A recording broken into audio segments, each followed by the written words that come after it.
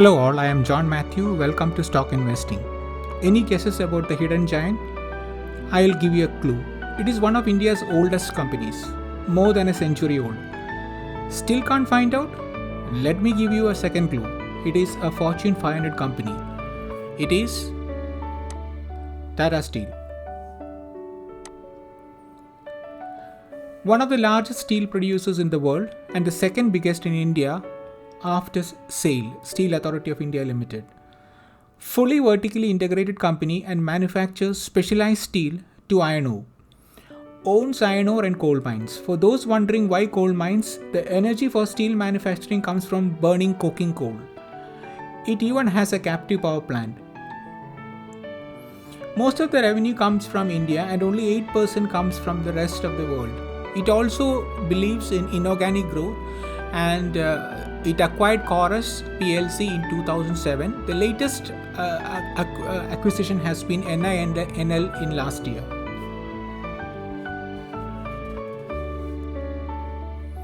All data in the presentation is based on the data available in Screener.in as on 22nd April 2023 and the annual reports of the company for the respective years.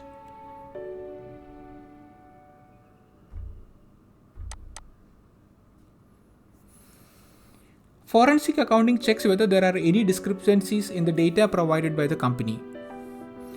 Cash conversion ratio is the ability of the company to convert profits into cash.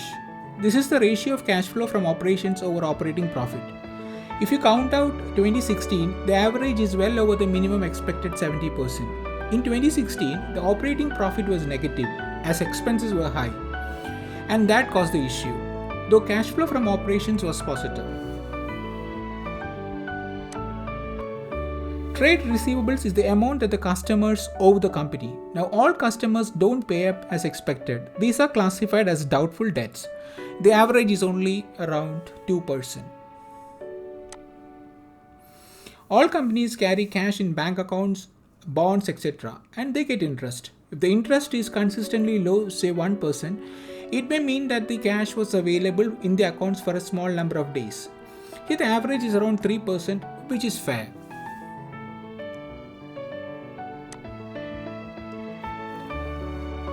CWIP is the capital work in progress. It was quite high even for a giant steel company till 2016, but last 6 years it is reasonable and averages around 16% only, which is pretty good.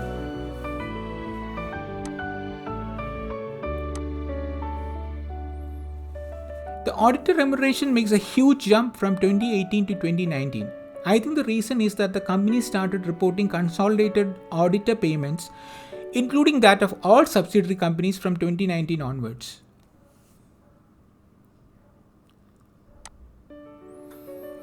Contingent liabilities are claims against a company, legal issues, taxes which are due and have been challenged by the company, etc. In our case, it is only 1%, which is good. Hence, all six checks are fair.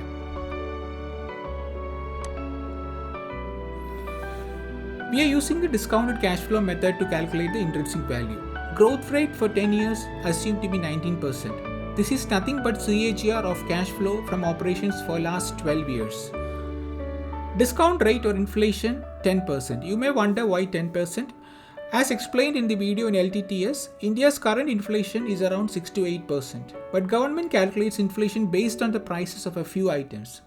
So there are items whose prices increase by more than the inflation rate. I wanted to be conservative and use 10%. Terminal value. The ratio of enterprise value to free cash flow is only 6. Now, as you know, free cash flow is the amount available to the company after meeting all its obligations. This is excellent, which means that you can buy the company for just 6 times the free cash flow it is generating in a year, this year. Also, price is just 1.2 times the book value of the company. The book value is the value you get if you just liquidate the assets. That is, you just shut down the entire Tata Steel, sell off its plants, equipments, and the inventory, and the amount you get. That's like the bare minimum you get of the bare minimum value of a company. The point is the share price is extremely low, which is extremely good for the investor. Free cash flow is 34,428 crores. Present value of the intrinsic value of the company after 10 years is 21,238. We take the present value to make it comparable to the enterprise value as of now. After applying the factor of safety, the difference is 5,30,945 crores, which means if you buy the company today, you are expected to make a gain of 258%. Now, as I received a few comments after my last video, they didn't understand this. Some of them said they didn't understand this gain very well. So let me put it another way. This means that if you are buying up the company, you are getting a discount of around 72%. If the company costs 100 rupees, you are getting 100 rupees today, you're getting the company for just 28 rupees.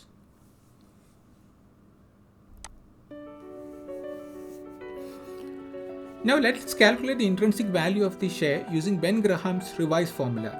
It comes to 674, and after applying the factor of safety, it becomes 540, which is actually a gain of 434%. This means an even better discount, and this is around 80%, which means the company, if it costs 100 rupees, you're getting it for just 20 rupees. Here we do the Peter Lynch check, but as you can see, it is coming to 0.4, which is way lower than the maximum limit of 1.5, and the lower the better. The point is that the share is available at a huge discount as of now.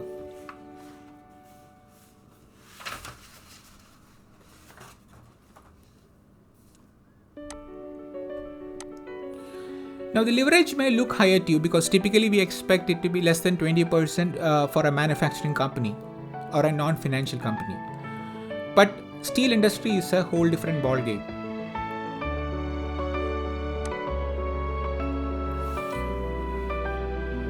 Now let us look at the American steel industry, which is like the gold standard for steel industry in the world. And for it the ratio is around 28%. JSW, which is probably the biggest private sector competitor to Tata Steel in India, comes at a much higher 56%, and SAIL is around 37%. But then SAIL does not invest in foreign companies. So in conclusion, leverage is not bad, but I would like to see it come below 40% in the next 2 to 3 years. Economic moat. The graph you see is the world steel consumption over the last 70 years. As you can see, the consumption has increased exponentially over the years. Coming to India, per capita consumption is only 77 kilograms, as against a world average of 233, United States being 242, China a whopping 691 kilograms, and Russia 306. Government of India targets 160 kilograms per capita steel consumption by 2030, which needs a compounded annual growth rate of at least 9%. The conclusion is that both international and domestic demand are rising very fast. Coming to the company, fully vertically integrated as mentioned previously, which drives efficiency. Also huge steel demand from group companies itself, like Tata Motors, Tata Power, etc. Though there was a lot of criticism around the Chorus acquisition way back in 2007, it gives Tata Steel access to world-class technology, which is helping it in driving productivity and come up with new products. Speaking of new products, the company introduced 90 high-end products in last 2 years, of which 36 of them coming in 9 months ending December 2022. Needless to mention, the margins for these products are much higher compared to crude or refined steel. Also, these new products are in various domains, from construction, auto, appliances to furnishings. Also, there are plans to merge 7 companies: TS Mining, S&T Mining, Indian Steel and Wire Products, TSLP, TSIL, Tata Metallings and TRF Limited into Tata Steel. This will bring about synergy, drive operational efficiency and increase management focus. Also look at the growth ambition for various products. At least look at the targets. At least they look at doubling the capacity or more by 2030.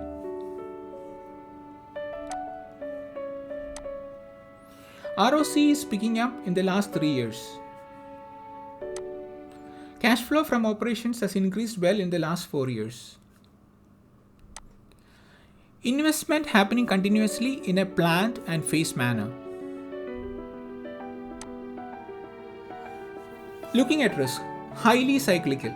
You might have heard a few stock analysts saying investment in metal stocks can be tricky, and this is the reason for it. The demand for steel is driven by upswings in construction and auto sectors, both of which are discretionary and happen during economic upturns. You buy a company when things are looking well. You buy a car when things are looking well, and you make investments in construction when salaries are high and things like that. So downturns can have an adverse effect. Highly dependent on coking coal prices, but as the company is moving towards renewable energy sources, this dependency and overall energy costs will come down in future. Any capacity enhancement requires huge capex, and high interest costs prevailing now in India can be a dampener. To summarize, price to cash flow is just 3.77. I don't think any Fortune 500 company anywhere in the world will be available at such a cheap price, and this was a clincher for me. Look at the comparison with Deepak Nitrite and L&T Technology Services, which I covered in my previous videos. And needless to say, the lesser the ratio, the better. Company has paid dividends consistently. If you're investing in Tata Steel, temperament and patience is key. This stock, for that matter, any metal stock or any stock that is in a cyclical industry, it is not for short-term investors. Be prepared for an investment of around 10 years at least. Track the ROC annually, should be about 20% consistently except during industry downturns. Similarly, if CAGR of cash flow from operations for trailing 10 years should be above 15% except during downturns. Leverage should come down below 40% in the next 2 to 3 years. Final word, please listen carefully. If you invest in Tata Steel today and by 2033, if you get back 10 times the price you pay now, I will be least surprised. Please let me know your thoughts in the comment section. I hope you liked the video. If so, please like, subscribe and press the bell button. Also, kindly share it with friends and family, especially those who have not considered investing in the stock market. Thank you so much for your time.